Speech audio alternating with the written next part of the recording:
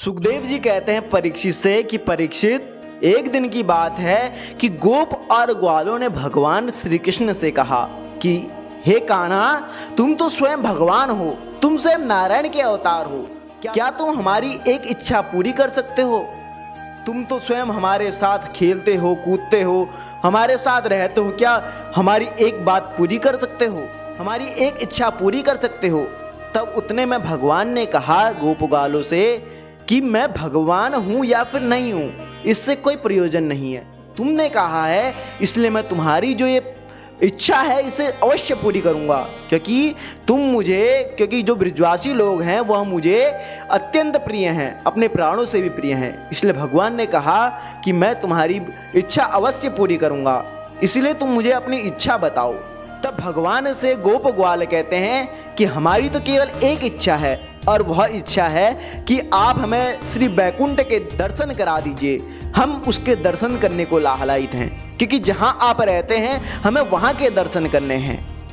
अब भगवान ने भी कह दिया कि चलो मैं तुम्हें अभी इसी क्षण श्री बैकुंठ धाम के दर्शन कराता हूं। और ऐसा कहकर भगवान उन सबको श्री यमुना जी के पास एक कुंड है ब्रह्मकुंड नाम का, जो आज भी वहां पर पड़ता है। श्री गोपेश्वर महादेव के मंदिर में जब आप जाएंगे वृंदावन में, तो उससे कुछ दूरी पर श्री ब्रह्मकुंड नाम का एक कुंड पड़ता है। तो वहीं पर भगवान श्री कृष्ण उन गोप ग्वालों को ले गए, और वहां पर जाकर श्री कृष्ण ने उन गोप ग्वालों से कहा कि यदि तुम मुझ पर श्रद्धा करते हो, यदि तुम मेरी बात मानते हो, यदि तुम श्री बैकुंठ धाम के दर्शन करना चाहते हो, तो तुम सभी लोग इसमें बिना विचारे छलांग लगा दो।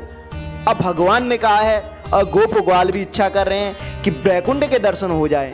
तब सभी ने भगवान की बातों को मानकर बिना कुछ सोचे विचारे उस ब्रह्म कुंड में छलांग लगा दी।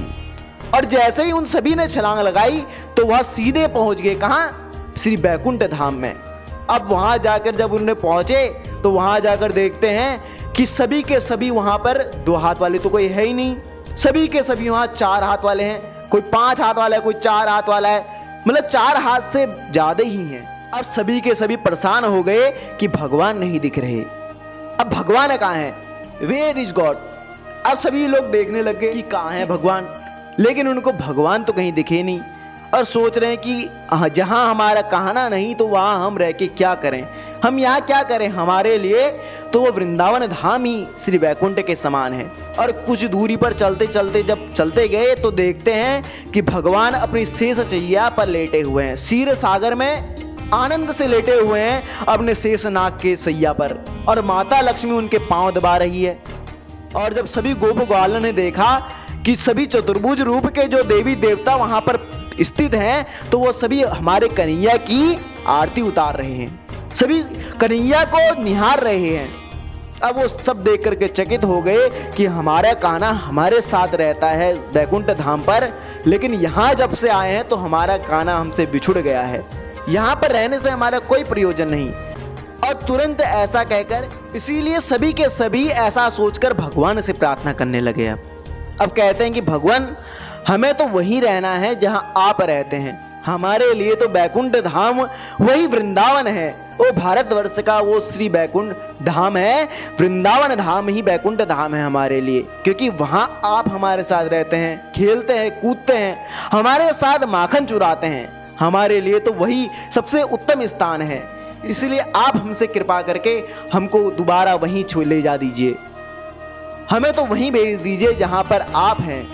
और ऐसा कहकर जब सभी ने नेत्र बंद करे और जब उन्होंने नेत्र खोले तो देखते हैं कि हम पुनः वृंदावन धाम में पहुंच चुके हैं, और साथ में कन्हैया है।